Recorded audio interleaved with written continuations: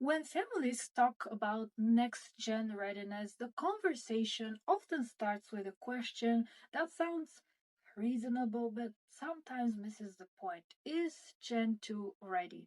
Well, readiness is not a switch that flips at a certain age or time. It is not earned through title or board seat or inheritance. Next gen readiness is built deliberately, and it is a shared responsibility between Gen 1 and Gen 2. So today I want to walk through 5 core skills that truly determine whether the next generation is prepared to steward the family enterprise, capital, and legacy, and not just inherit it. So if you are part of Gen 1, this will help you rethink how readiness is developed, and if you are part of Gen 2, this will help you understand what credibility actually requires.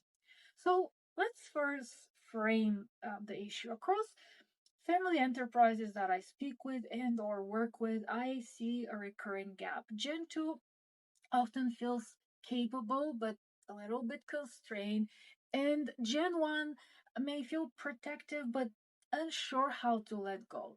The result is frustration on both sides, and the issue is rarely motivation. It is almost always skill development and boils down to skill development without structure. And true readiness sits at the intersection of personal maturity, enterprise judgment, and capital fluency. So that's the lens we'll focus through today. When it comes to self awareness and personal accountability, the first skill is not financial, but it's personal, namely self-awareness, which builds for a strong foundation. That means understanding one's strengths, blind spots, emotional triggers, decision biases. It also means taking responsibility without hiding behind the family dynamic. So for Gen 2, typically this looks like earning credibility through behavior, not just family association. And for Gen 1, this means allowing room for mistakes without removing the accountability. Families that skip this step often confuse entitlement with readiness, and they're not the same.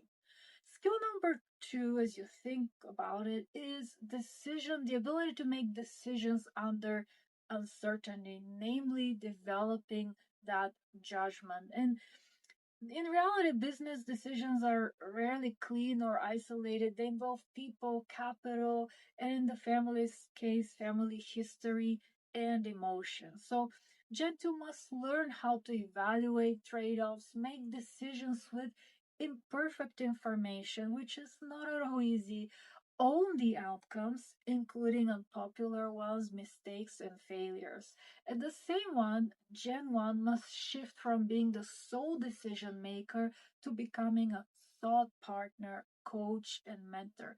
If Gen 2 is never allowed to make real decisions and make mistakes, they'll never develop that real judgment. Number three boils down to capital and risk understanding. This is where many families may struggle quietly.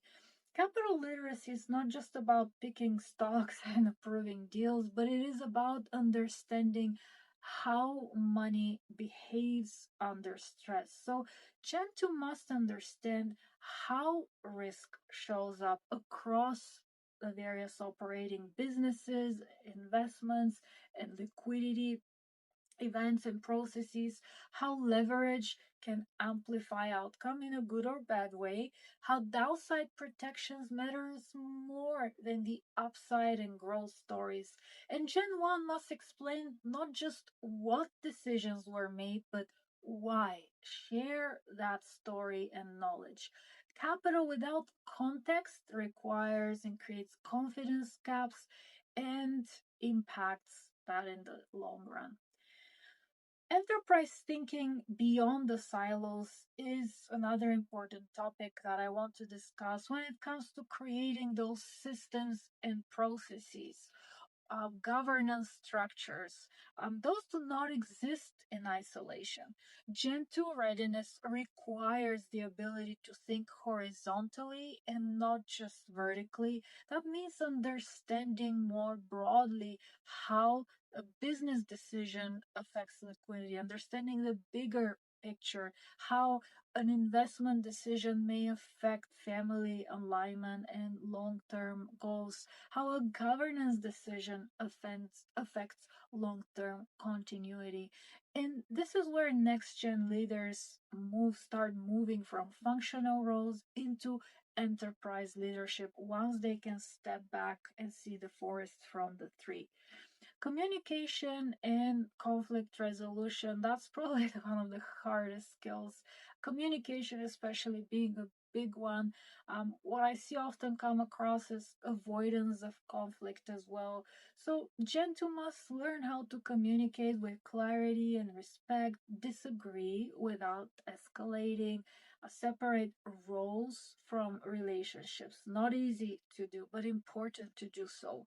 And Gen 1 must create space for dialogue without interpreting questions as threats. Strong families do not avoid tension, they manage it constructively and proactively. And so, in closing, I will leave you with this. Next gen readiness is not a destination, it is a process, it is discipline, and it is built through exposure, responsibility, feedback, and trust on both sides.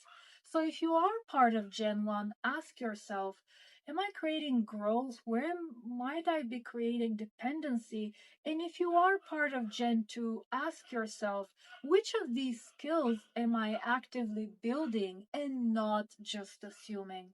If this resonated, save this video, like, subscribe, and share one takeaway in the comments. I would love to hear which skill you think matters most and why.